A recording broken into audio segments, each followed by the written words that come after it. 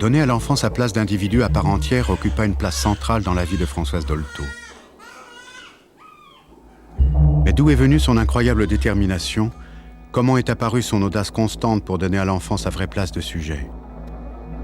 Ce désir militant pour l'enfant, comment et quand s'inscrit-il chez la petite Françoise Marette? Est-ce à sa naissance? Est-ce au tout début de sa vie? La petite Françoise est confiée à une jeune nurse irlandaise qui l'adore, ne la quitte jamais, lui parle anglais au point que ses parents doivent lui parler cette langue pour obtenir un sourire. Mais cette nurse merveilleuse est aussi une jeune délinquante. Elle emmène le bébé avec elle dans le bordel de luxe qu'elle fréquente en cachette pour des fêtes inavouables et des approvisionnements en cocaïne. Françoise vit ainsi, follement aimée par cette jeune fille étrange. Mais à 8 mois, les parents découvrent le poteau rose et la nurse est renvoyée sur l'heure. Après cette séparation brutale, la petite Françoise attrape une double bronchopneumonie et n'est sauvée que par l'instinct de sa mère qui la tient serrée contre sa peau 24 heures durant. Cette épreuve si douloureuse et reçue aussi jeune a-t-elle fondé chez Françoise Marette ce désir de sauver les enfants qui prennent des coups semblables dans leur enfance? Cela est possible. En tout cas, la petite Vava grandit dans une famille heureuse et gaie. Elle est la 4e d'une famille de 7 enfants, marquée par la culture chrétienne et monarchiste que partage la bourgeoisie parisienne du 16e arrondissement.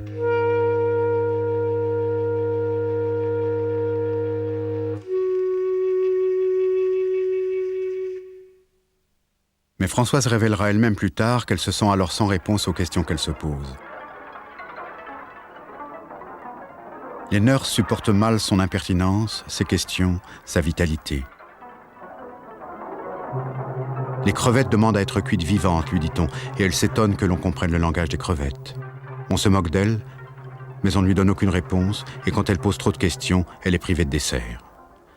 Je vois que je suis née trop tôt dans un siècle trop vieux, dit-elle à 8 ans. Solitaire et observatrice, elle vit tous les jours les difficultés de communication entre les enfants et les grandes personnes. Elle voit bien que certains adultes n'arrivent pas à comprendre et à se faire comprendre des enfants. Cela détermine sa vocation. Françoise affirme déjà qu'elle sera médecin d'éducation. Un médecin qui sait que quand il y a des histoires dans l'éducation, ça fait des maladies aux enfants, qui ne sont pas des vraies maladies, mais qui font vraiment de l'embêtement dans les familles et compliquent la vie des enfants qui pourraient être si tranquilles. En pleine guerre de 14, son oncle et parrain chéri, celui qu'elle appelle son fiancé, Pierre Demler, tombe au front. Françoise, à 8 ans, encouragée par l'attitude familiale, prend le deuil comme une vraie veuve de guerre, avec gravité et souffrance. Elle dira plus tard qu'elle refoulera pendant longtemps tout sentiment amoureux après ce deuil injustifié. Le 30 septembre 1920, un drame anéantit la famille Marette. La sœur aînée de Françoise, Jacqueline, séduisante jeune fille aux yeux bleus, brillante, admirée des garçons, adulée par ses parents, meurt d'un cancer. En 1920, Jacqueline a 18 ans, Françoise en a 12. La veille de sa première communion, sa mère lui annonce que Jacqueline, à moins d'un miracle, est perdue. « Prie, lui dit-elle, prie. Dieu peut faire un miracle quand un enfant très pur fait une prière, et il n'y a pas plus pur que la prière d'un enfant qui fait sa première communion. » 2 mois après, Jacqueline meurt dans les bras de sa mère. « Tu vois, tu n'as pas su prier. » Pendant 15 jours, elle refuse de voir Françoise, ne supportant pas que de ses 2 filles, elle n'ait pas été celle qui soit morte. Notre sœur aînée est morte à 18 ans, c'était une superbe fille qui est morte d'un cancer très rapidement. J'ai vu ma mère souffrir à tel point qu'elle ne pouvait pas tolérer de voir un handicapé dans la rue. Et j'étais à côté d'elle, comme ça, rétrécie de souffrance pour elle et pour l'enfant qu'elle injuriait avec la mère de cet enfant qui poussait la voiture. Si c'est pas malheureux de voir ça vivre et des beaux enfants qui meurent, quelle honte! Comme ça, et elle était dans les mois qui suivaient son deuil. Tu vois, quand on a vécu, moi j'ai éprouvé des choses comme ça tellement douloureuses, avec une telle compassion sur ceux qui souffraient, parce que je ne pouvais pas faire autrement. Rien ne sera plus comme avant dans cette famille, comme mise sous un éteignoir. Françoise, confinée dans l'appartement familial, ne sort que pour ses cours. Sa mère tente tout pour l'empêcher de réussir son bac, car avoir son bac pour une fille, c'était devenir immariable. Elle ne l'inscrit pas à l'examen, ne la réveille pas le jour des épreuves. « Je n'allais pas te réveiller puisque je ne veux pas que tu passes ton bac imbécile, lui dit-elle. Pourtant, Françoise réussit son bac à 16 ans. Elle parle maintenant de faire médecine. Refus catégorique de sa mère, qui consent toutefois quelques années plus tard aux études d'infirmière. Son envie de s'inscrire en médecine ne la lâche pas. Elle annonce un jour à sa mère « Rien ni personne ne m'empêchera de faire médecine ». J'aurais dit je m'installe dans un bordel que ça n'aurait pas été pire quand j'ai décidé, alors qu'on le savait de longue date, puisque depuis l'âge de 8 ans j'avais dit que je ferais la médecine, mais quand j'ai décidé, j'ai dit qu'à 25 ans personne ne m'en empêcherait, ça a été un Trafalgar épouvantable, non pas pour mon père, mais pour ma mère qui pensait que vraiment je pourrissais ma vie, que je devenais une personne complètement hors la loi, une marginale définitive. En 1931, Françoise a 24 ans. Elle a enfin réussi à s'inscrire en première année de médecine.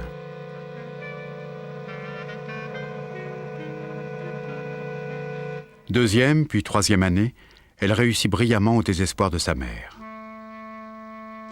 Mais pour Françoise, l'air devient alors irrespirable à la maison. Totalement empêtrée dans des culpabilités accumulées depuis la mort de Jacqueline, Françoise souffre beaucoup. Son malaise s'accentue. Elle perd le sommeil, va mal. À tel point que son père, attentif à toutes les découvertes récentes, lui conseille d'entamer une psychanalyse. Le 17 février 1934, Françoise Marette commence sa psychanalyse avec René Laforgue. Elle durera 3 ans. Dans les années 30, on compte exactement 12 psychanalystes en France. René Laforgue est un de ses fondateurs, c'est même l'un des plus importants.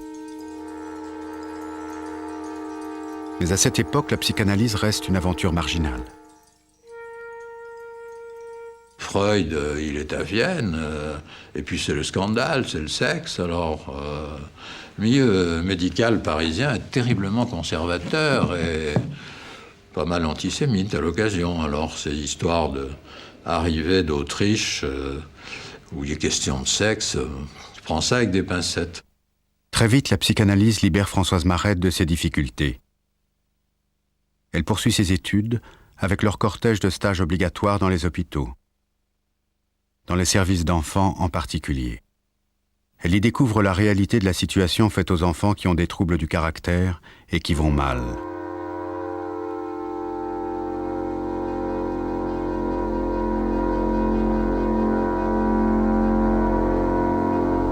Car dans les années 30, que se passe-t-il pour les enfants qui ont des difficultés psychologiques au début de leur vie ? À l'époque, on les hospitalise quand ils sont bruyants, violents, et sinon, tant qu'ils sont supportables en famille, on les garde en famille. Alors, ils arrivent à l'hôpital, mais il faut aussi voir l'hôpital de l'époque et pas seulement l'hôpital psychiatrique. L'hôpital général, c'est des salles de 20 à 40 malades, que ce soit à l'Hôtel-Dieu, aux enfants malades ou en hôpital psychiatrique. Et puis,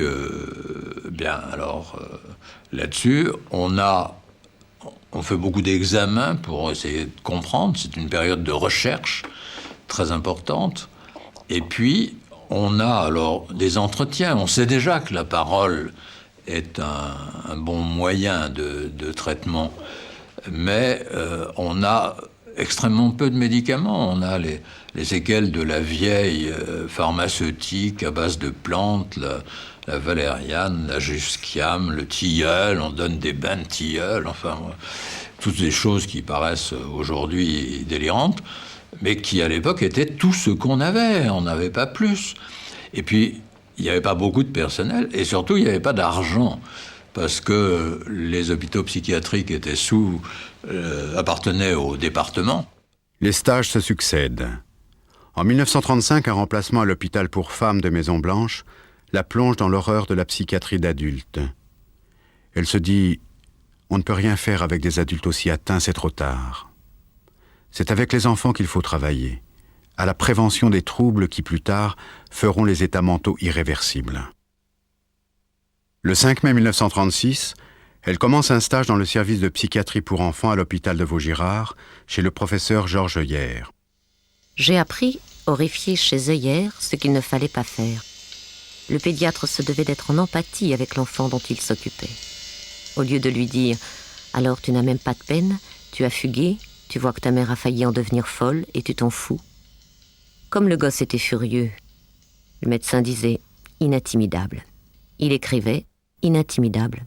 Mère grosse débile, maison de correction. Ça me semblait épouvantable.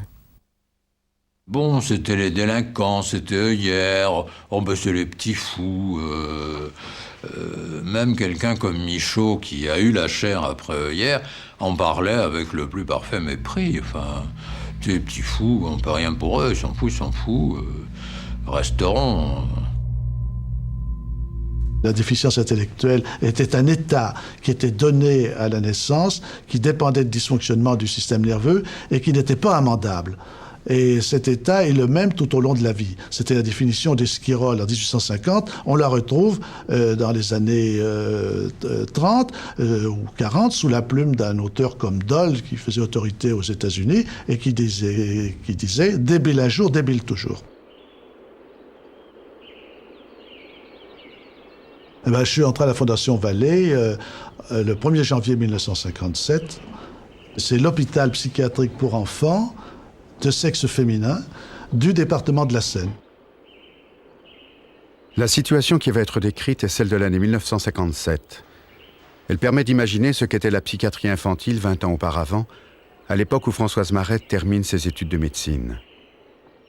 Je n'imaginais pas qu'on puisse encore, en 1957, rencontrer un lieu aussi carcéral, d'un autre âge, d'un autre monde. C'était affreux. Et il y a ce qu'on appelle les grabataires, c'est-à-dire qu'il y a des enfants qui restent dans leur lit toute la journée, et puis il y a les gâteux.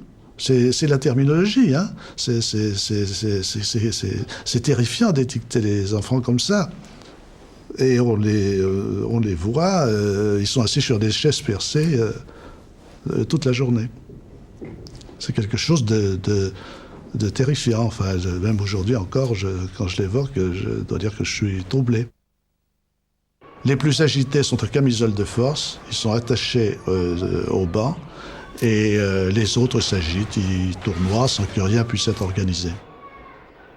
On entrait, la porte se fermait, elle se rouvrait pour la majorité d'entre eux à l'âge de 16 ans pour aller dans un hôpital psychiatrique d'adultes.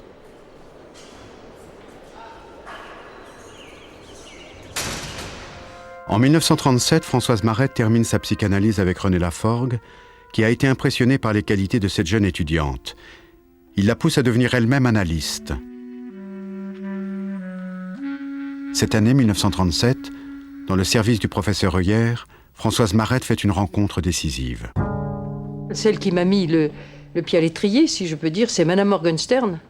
Madame Morgenstern était une analysée de Freud, qui était à Paris et qui s'occupait, c'est la première psychanalyste qui s'est occupée d'enfants en France. Elle était chez le professeur Heuillère. Moi, j'y étais externe à ce moment-là.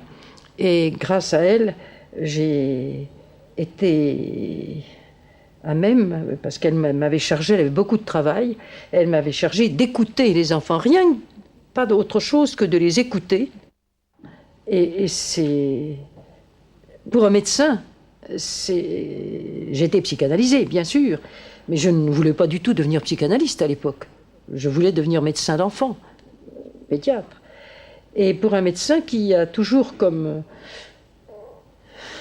idée, qui a à faire quelque chose devant quelqu'un qui souffre, c'est tout à fait nouveau de n'avoir qu'à écouter, et seulement écouter, et de se faire admettre par l'enfant comme quelqu'un qui l'écoute, et de s'apercevoir que cet enfant vous attend d'une séance à l'autre, alors qu'on ne lui répond jamais rien.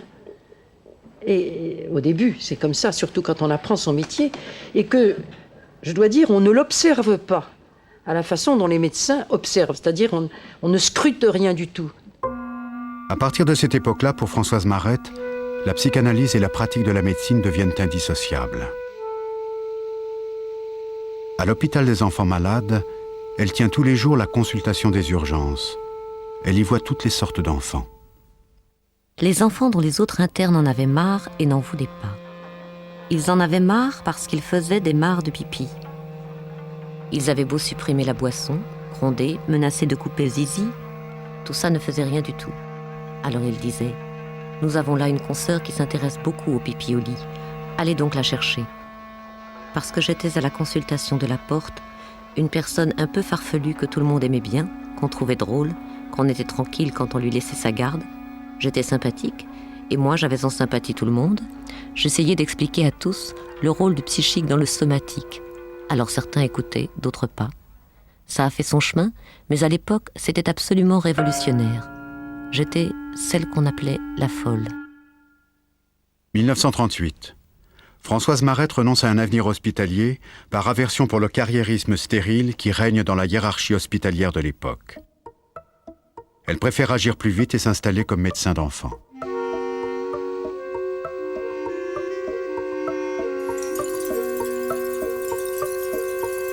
Elle passe donc sa thèse. Et ce n'est pas l'habituelle thèse formelle. Ce jour-là, le président du jury de soutenance s'adresse à elle. D'habitude, je ne lis pas les thèses de ceux que je ne préside pas moi-même. Mais la vôtre, je n'ai pas pu la lâcher de la nuit.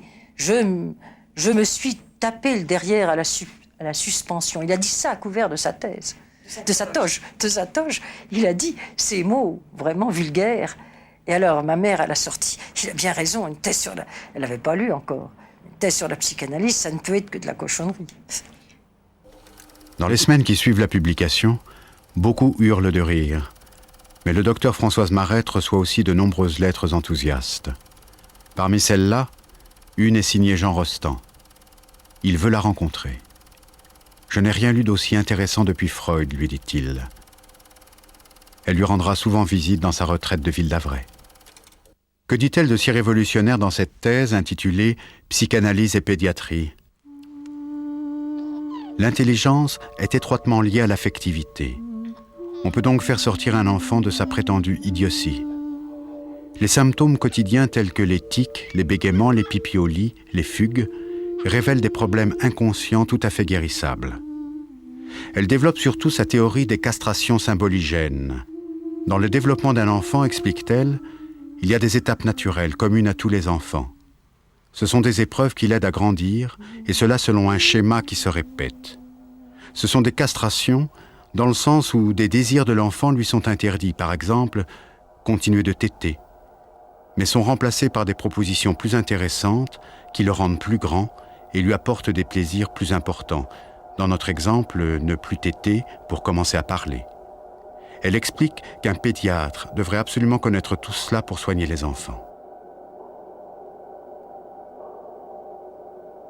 L'intelligence des hommes du XXe siècle s'est ouverte non seulement à l'énergie de la matière et à la recherche de sa maîtrise, mais aussi à celle de la puissance inconsciente de la libido.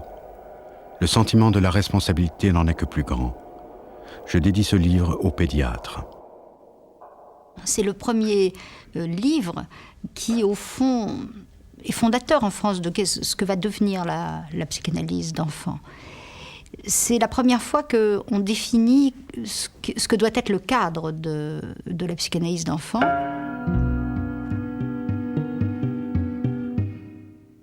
Elle est quand même très imprégnée du mouvement psychanalytique et de tout ce qui se fait. Mais elle invente quelque chose de tout à fait nouveau et qui vient d'elle et qui vient de son rapport à l'enfance, de ce qu'elle a gardé d'enfant en elle. Ce qui me frappe, c'est l'actualité de cette thèse. Ça m'a vraiment frappée parce que j'avais l'impression qu'on pourrait tout à fait aujourd'hui écrire absolument la même thèse et que ça serait aussi révolutionnaire et que ça secouerait autant les choses que ça les secouait en 1939 quand elle l'a publiée. Il y a une préface qui est extrêmement intéressante parce qu'elle dit des choses qu'on pourrait redire aujourd'hui exactement pour défendre la psychanalyse. Elle vous raconte toujours qu'il y a eu 52 médecins généralistes ou même psychiatres pour dire « Oh, mais ça passera. » Bon. Alors il y a ça, il y a le côté c'est nerveux, etc. Bon. Et elle parle de ça, Françoise, en 1939, et elle dit quand on dit ça et qu'on ne prend pas en compte la souffrance psychique, c'est comme si un chirurgien se contentait de mettre des pommades sur un abcès au lieu de le vider. C'est le cas d'une fillette de 3 ans et demi, Josette, amenée à la consultation de monsieur le docteur Darret aux enfants malades pour un état général inquiétant. Amaigrissement, pâleur, anorexie, indifférence au jeu, insomnie, crise de nerfs. L'examen somatique était négatif. Je commence l'interrogatoire de la mère en demandant des précisions de date. Les cauchemars ont commencé il y a 3 semaines. Le caractère de l'enfant s'est modifié en même temps. De gaie et vivante, elle est devenue taciturne et indifférente. Je demande où couche Josette. Sa mère me répond dans notre chambre, mais dit-elle, elle est trop grande maintenant et nous avons acheté un divan pour la faire coucher dans la salle à manger. Je demande des précisions de date, il y a 3 semaines. Je souligne la coïncidence. Pensez-vous, elle est bien trop petite pour comprendre? L'enfant se mit à me fixer attentivement dès que j'eus parlé de la coïncidence des troubles avec l'achat du divan. Comprenant que ces symptômes manifestaient un refus inconscient de quitter la chambre de ses parents, d'abandonner sa mère à son père, j'ai expliqué à la mère devant Josette qu'il fallait l'aider à supporter l'idée de se séparer de ses parents, à être une grande fille, ce dont elle avait peur. Peut-être croyait-elle qu'on l'aimerait moins. La petite, très attentive, écoutait et pleurait silencieusement. Le soir même, papa et maman ont parlé à Josette. Papa a été plus câlin avec elle. Il lui décrivit la grande fille qu'elle allait devenir et dont il serait fier. L'école où elle irait bientôt avec d'autres enfants. 4 jours après, la mère revient. L'enfant est plus calme. Elle a dormi, bien que d'un sommeil léger. L'énurésie a persisté les 2 premières nuits, mais on n'a pas grondé l'enfant. Je propose qu'elle couche maintenant dans l'autre pièce et je l'explique à Josette qui acquiesce. Je conseille au père d'aller embrasser la petite au lit et j'ajoute que sous aucun prétexte, les parents ne devront la reprendre dans leur chambre. 8 jours plus tard, la mère revient avec une Josette rieuse et fière. L'enfant prend des airs de fillette et c'est elle-même qui a voulu venir dire à la doctoresse qu'elle était guérie.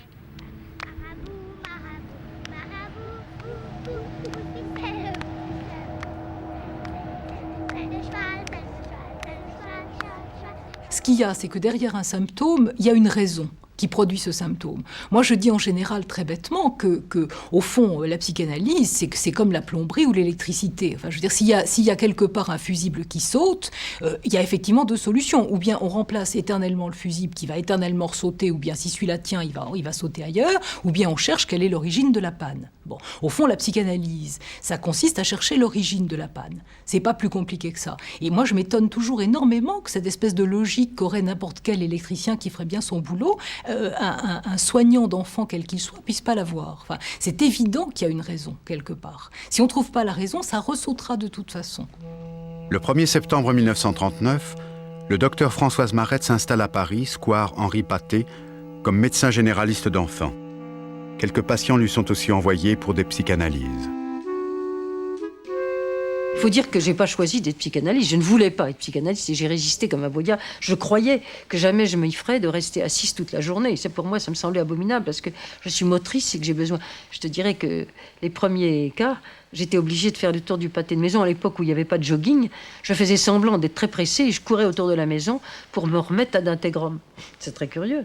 Ensuite, un beau jour, j'ai compris qu'en scandant des alexandrins, mais vraiment en les scandant dans le rythme musical, parce que je pouvais mettre un disque aussi, surtout un disque de Bach, ça me remettait en d'intégrums.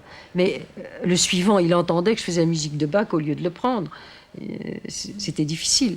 Alors, faire un tour, aller faire une course, oui, il pouvait attendre, j'ai fait une course, je revenais. Mais si je lisais à voix basse, pour moi, du Racine, surtout Racine est tout à fait dans mes rythmes. Et bien alors, j'étais remise en état après une page de Racine, tout à fait. J'étais capable, très tranquillement, de nouveau, d'écouter quelqu'un. La guerre lui offre un champ d'observation dramatique sur les dégâts causés sur le psychisme des adultes et des enfants. Mais pendant la guerre, si, j'ai vu la consultation des enfants qui, du jour au lendemain, quand les pères ont été prisonniers, enfin quand la France a été vaincue, puisque les Parisiens sont revenus. Tu sais que tous les Parisiens étaient partis pendant ce qu'on appelle la drôle de guerre, de peur que la ville ait des gaz asphyxiants, et c'était impossible de protéger les enfants. Mais quand les enfants apprenaient que leur père était prisonnier, alors les garçons étaient réglés, tous pipi au lit, du jour au lendemain. 8 ans, 9 ans, 10 ans, 11 ans. Hein? Alors moi, ça m'a intéressé. Justement, ça s'explique par l'image du corps. Chute sur l'image du corps pré-génitale, l'image excrémentielle, pour ne pas prendre la place du père géniteur, puisqu'il n'y en a pas. De même que, en même temps que l'enfant devenait pipi au lit, pisseur au lit, et la fille suceuse de pouce, la mère devenait aménorrhée. Alors les gynécos, les consultations de gynéco étaient pleines de femmes aménorrhéiques, parce qu'elles avaient appris que leur mari était prisonnier, et on ne savait pas tout le temps la suite de la durée de la guerre. Alors, tous ces effets dans le corps de gens qui acceptaient l'épreuve sur le plan des sentiments et des affects, mais qui avaient ce dysfonctionnement de leur corps, ça ne pouvait pas ne pas faire réfléchir un psychanalyste. Pendant ces années de guerre, elle poursuit ses recherches et s'intéresse de plus en plus aux nourrissons, encore considérés comme un tube digestif. Elle retrouve ses préoccupations dans les expériences de certains pionniers. Ça se passait chez le docteur Ribado-Dumas, qui avait la charge de la pouponnière d'un hôpital. Moi, j'avais été déjà psychanalysée et je connaissais des internes de mes camarades qui étaient chez lui. Ils disaient, vous seriez contente chez Ribado-Dumas, il est en train de faire une expérience de folie, ça vous ravirait. Alors je dirais, qu'est-ce que c'est que cette expérience de folie ? Nous allons voir, mais d'après tout ce que vous nous racontez, ça devrait apporter quelque chose. Et cette expérience de folie, qui a en effet rapporté une chute de mortalité des bébés, comme ça, et qui a fait rigoler les salles de garde, enfin, c'est un hasard, etc. Il avait décidé, il avait pris des mois avant d'y arriver, il avait décidé que ces infirmières qui s'occupaient de la crèche, c'est-à-dire les petits dans l'hôpital, hôpital général pour les enfants malades physiques, il avait décidé que aux enfants auxquels elles étaient préposées, c'est-à-dire chacune avait 5 ou 6 ou 7 enfants, je ne sais plus, chacune a des lits, elles obligatoirement devaient passer 5 minutes d'horloge le matin, 5 minutes d'horloge dans l'après-midi, à parler à ces enfants sans les toucher et sans faire aucun soin. Et la parole qu'elles avaient à leur dire, c'était des paroles aimables, dans le ton aimable, en faisant une purée de leurs prénoms, de papa, maman et les prénoms des frères et sœurs de la famille. En leur disant, il est gentil, il n'a pas vu maman, il n'a pas vu papa, mais ils vont les voir, papa, maman, Polo, comment on les appelait leurs prénoms, en les prenant dans les bras, en se promenant et en parlant comme ça, et sans faire autre chose. Ce qui était pour des infirmières révolutionnaire, parce qu'il faut toujours faire quelque chose. Il faut apporter quelque chose, il faut pincer, il faut caresser, il faut toucher, il faut donner un soin, mettre le thermomètre, pipi caca, n'importe quoi, il faut faire quelque chose. Et là, non. Et alors les enfants trop fébriles, qu'on pouvait vraiment même pas déranger de leur berceau, elles se mettaient à côté et parlaient avec cette voix sans les toucher, sans les prendre dans les bras, parce qu'ils avaient 40, ils avaient 39, c'est tout malin. Et là on a vu, ils ont assisté en un mois. Au bout d'un mois, la mortalité infantile de ce service dans Paris a chuté comme ça par rapport à l'autre mortalité. Le nourrisson s'était bien emballé dans ses langes, s'était prié de dormir.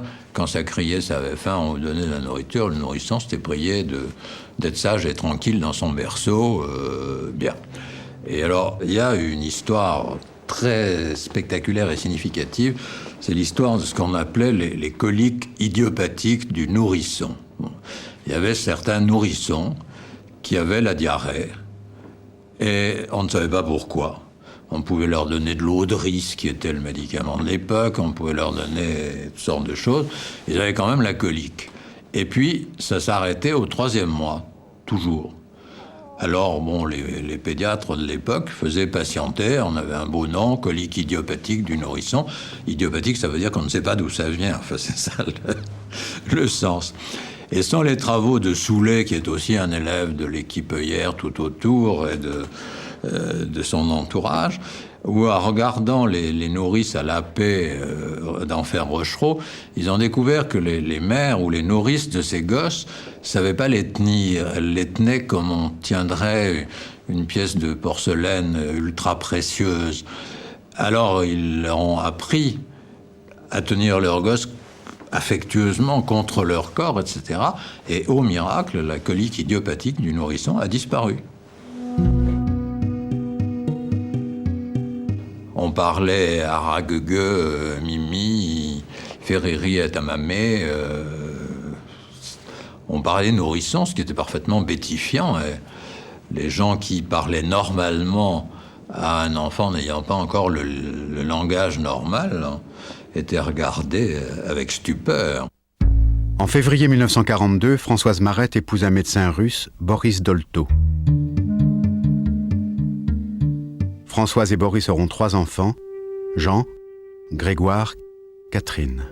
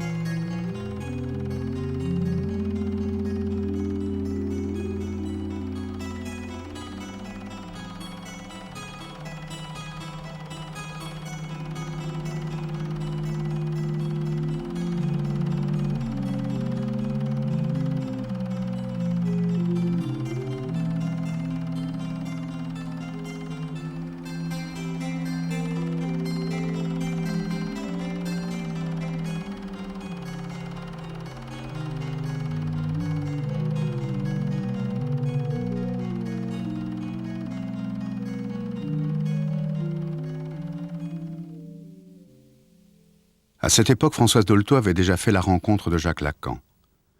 Mais c'est après la guerre que leurs relations deviennent importantes.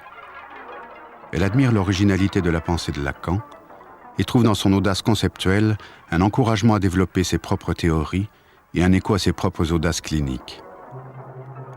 Liées par une très forte estime, ces 2 figures centrales de la psychanalyse en France se soutiennent et partagent les mêmes combats dans les querelles d'école qui rythment la vie des psychanalystes jusque dans les années 70.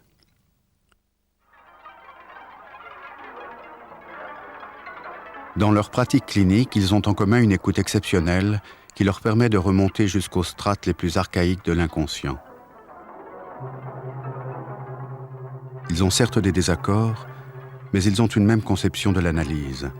Et quand Françoise Dolto prétend ne pas comprendre ce que Lacan écrit, celui-ci répond « Tu n'as pas besoin de comprendre puisque dans ta pratique, tu fais ce que je dis. » À tel point que s'établit aussi entre eux une relation dans la clinique, Lacan adressant parfois à Dolto ses cas difficiles. C'est aussi à cette époque que Françoise Dolto trouve les premières pistes d'une invention théorique majeure, sa théorie de l'image inconsciente du corps, ce concept moderne par lequel elle prolonge Freud et Lacan, en fait une vraie théoricienne de la psychanalyse.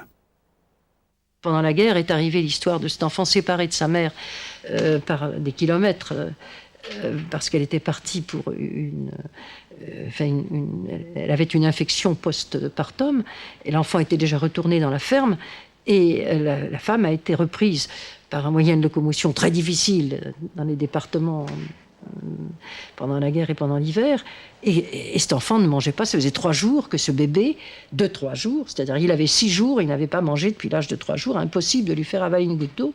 J'ai dit, mettez-lui, sachant que l'image du corps de l'enfant, il ne la connaît que par l'odeur de sa mère, redonnez-lui l'odeur de sa mère, allez chercher.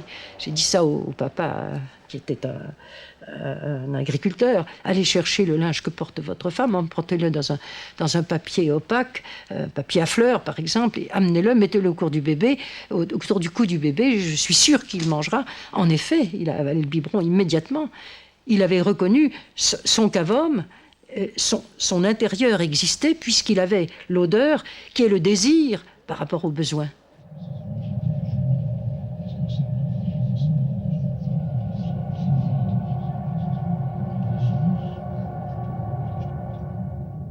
Et c'est quand même ça, on peut dire, qui a été le fort de son apport et de son originalité, c'est-à-dire de son invention même davantage, de mettre l'accent sur à quel point l'être humain, y compris dans son enfance, est déjà un être de langage et de communication.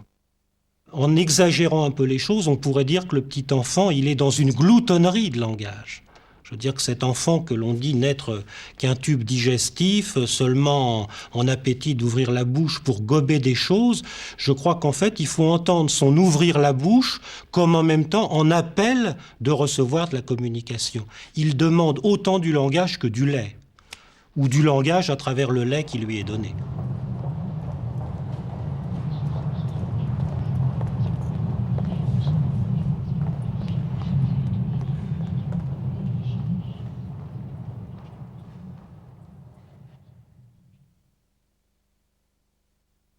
L'enfant arrive dans un monde de langage. Il est anatomiquement et génétiquement, et il faut l'espérer socialement, destiné à parler. Je dis il faut l'espérer parce que on connaît ces enfants qui sont par exemple les enfants sauvages, qui socialement sont arrivés dans un monde où le langage humain n'existait pas. Eh bien, ces enfants étaient anatomiquement prédisposés à parler, génétiquement prédisposés à parler et n'ont pas parlé. C'est-à-dire que pour parler, il faut qu'il y ait au moins 3 personnes. Je dis au moins 3 parce que déjà, il faut être 2 pour faire un enfant, et quand l'enfant est là, ça fait 3. Que déjà, on peut parler d'un monde social, évidemment, et que sans cette société qui parle, l'enfant ne parlera pas. Bien. Donc, il est prédisposé à parler, et il arrive dans un monde où ça parle. Et il va également percevoir avec tous ses sens, la vue, l'odorat, le toucher, tout ce qui l'entoure. Et il semble que pour l'individu humain, la parole qu'on lui adresse soit le meilleur moyen qu'on ait trouvé pour lui permettre d'ordonner ce qu'il perçoit.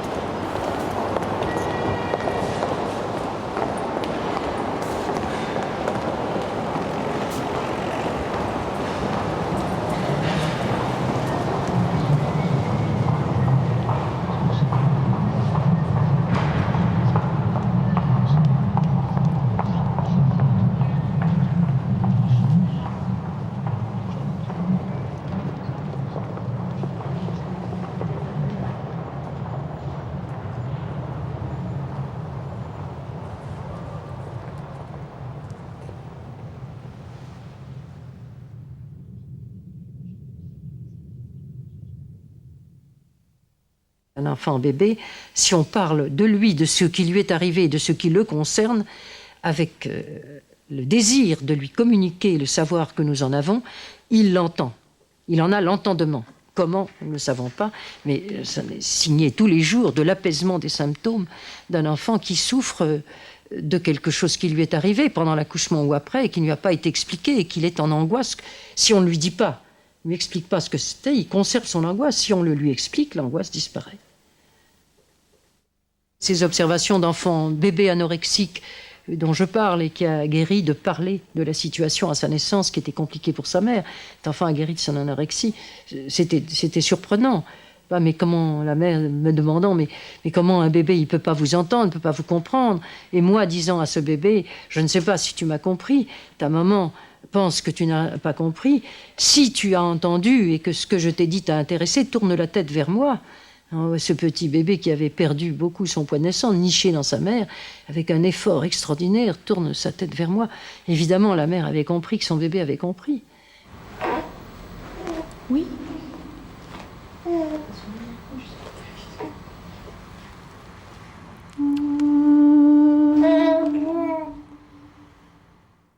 On en est aujourd'hui à une époque où c'est devenu une banalité, ou presque une banalité, n'exagérons pas, que de considérer qu'il y a une vie in utero, que le fœtus in utero est réceptif au monde qui le caractérise, qu'il entend les voix, enfin qu'il y a même maintenant des techniques aptonomiques qui permettent comme ça de nouer un dialogue corporel et langagier avec le fœtus in utero. Mais bon, on peut dire que là, Françoise Dolto a été, dans ces matières-là, une pionnière. À l'époque où elle a commencé à dire qu'on pouvait parler aux petits-enfants, par exemple, y compris aux enfants qui n'avaient pas la parole, c'est devenu aujourd'hui comme une tarte à la crème, mais elle est bien celle qui, là, a amené cette idée du sujet d'avant le sujet, si vous voulez.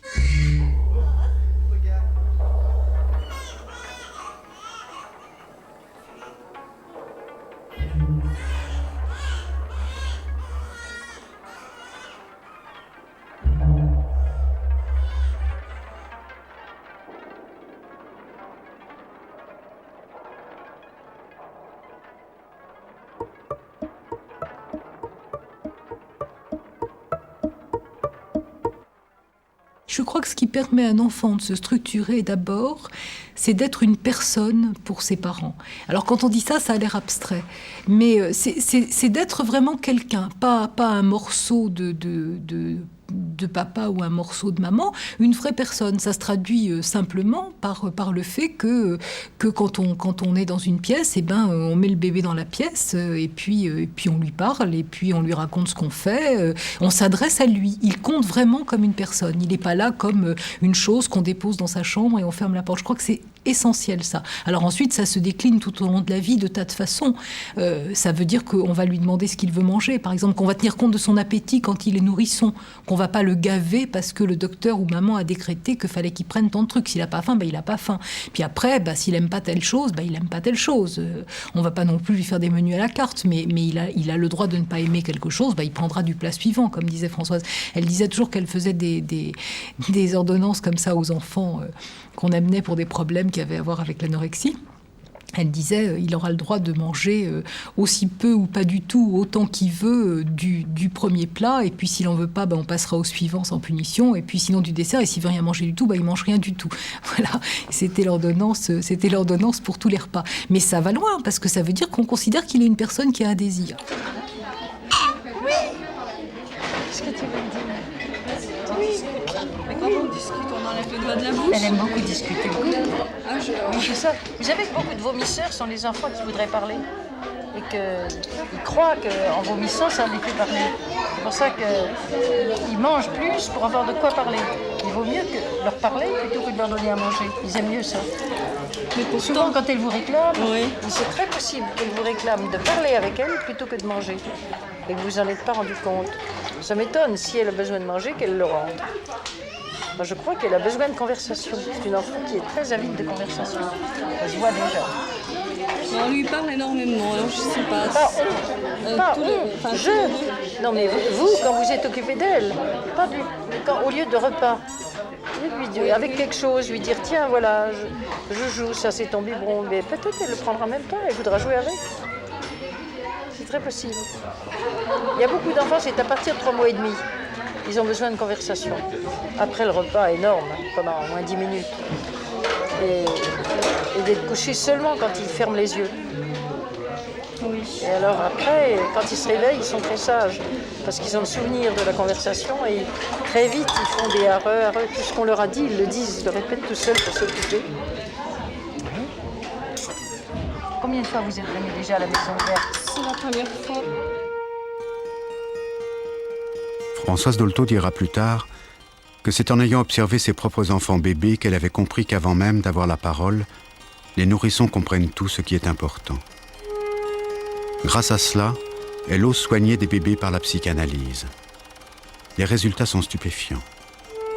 Elle est la première à ouvrir ses consultations à l'hôpital, puis son cabinet, à des cures psychanalytiques de nourrissons, et c'est la seule activité clinique qu'elle voudra absolument garder jusqu'à sa mort.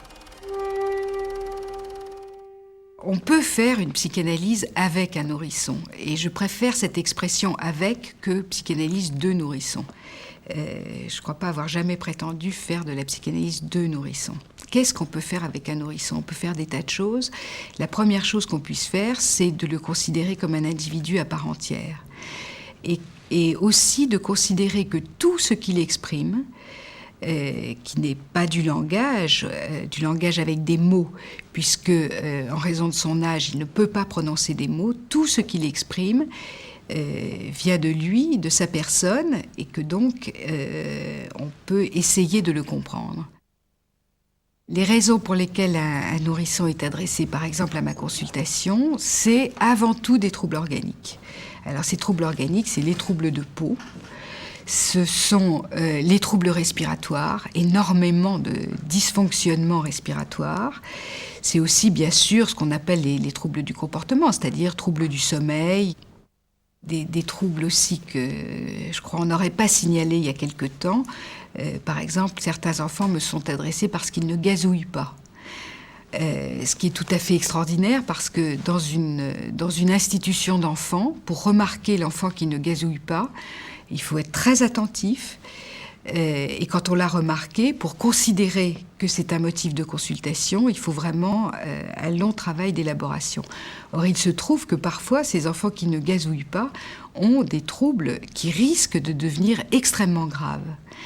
Et la possibilité de consulter très précocement a certainement une valeur préventive pour des troubles ultérieurs. L'enfant est en face de moi ou à côté il est en face lorsqu'il peut déjà s'attabler, poser ses mains sur la table par exemple, et à côté lorsqu'il est encore plus petit et que nous pouvons simplement échanger des regards et des paroles. C'est tout simple, hein. C'est strict et simple. L'enfant exprime ce qu'il a à dire dans une sorte de langage qu'on pourrait qualifier de préverbal. C'est-à-dire que tout est à interpréter. Le regard, la mimique, la position ou les changements de position, les pleurs, les troubles qui ne sont pas forcément des troubles, mais les manifestations corporelles, la toux, un détournement de tête, une quinte plus forte à ce moment-là qu'à un autre, tout est à interpréter. Alors, on ne peut pas tout interpréter car on ne comprend pas tout, mais tout est au moins à commenter. C'est-à-dire, tu es en train de tousser, peut-être que tu veux me dire quelque chose comme ça, et avec, évidemment, le psychanalyste nourrit, entre guillemets, sa compréhension de ce qu'on lui a raconté de l'histoire de cet enfant, de ce qu'on lui a raconté préalablement, mais en présence de l'enfant, et va essayer de faire du lien.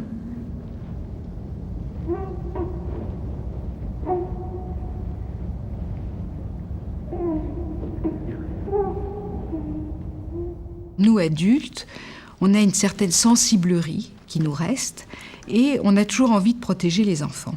Et en particulier, on se dit « Ah, je ne vais pas lui dire ça, ça va être terrible, ça va lui faire de la peine, etc. » On s'aperçoit lorsque l'on a des choses terribles à dire à des enfants, qu'ils ont été abandonnés, qu'ils ne reverront plus jamais leurs parents. J'en passe parce que je ne veux pas faire de catalogue d'horreur, mais quand on a des choses très dures à leur dire, on s'aperçoit que ce qui prime pour l'enfant, en particulier pour le nourrisson, c'est que le fait qu'on leur ait dit la bonne chose au bon moment va leur permettre d'organiser leurs sensations. Et que c'est ça qui est important. Et je le dis parce que la sensiblerie avec les nourrissons est, je crois, ce qu'il y a de plus mauvais. Une fois qu'on a dit à un enfant ce qu'il en est, l'enfant va organiser ses sensations, il va sortir du chaos et du vide. Ne pas dire, c'est le laisser dans une situation de véritable catastrophe.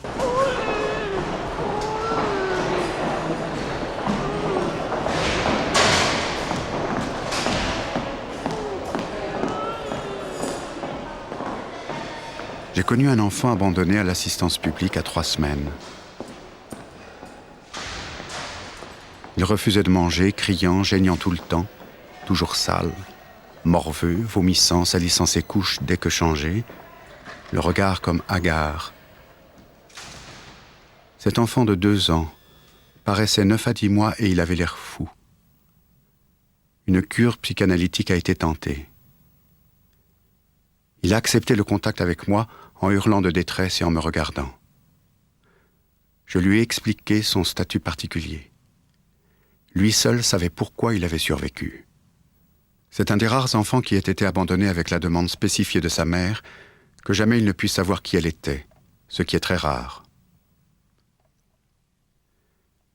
Il n'a commencé à changer que lorsque je lui ai donné comme hypothèse d'interprétation que c'était lui qui, par amour pour sa maman qu'il avait mis au monde et qu'il avait portée, en sachant qu'elle le rejetterait du jour de sa naissance, voulait recréer avec tout le monde ce mode relationnel, être rejetable par tout le monde, pour que tout le monde soit comme maman. Il y a eu un reflet étonnant dans son regard quand je lui ai dit « Mais ta maman qui t'a rejeté, elle t'a rejeté pour que tu sois sans elle, moins malheureux qu'avec elle. » Là, j'ai senti que j'avais touché quelque chose, et à partir de là, il n'a plus vomi, il n'a plus pissé, chié partout. Il a commencé à regarder, sourire, jaser, prendre du poids, être propre.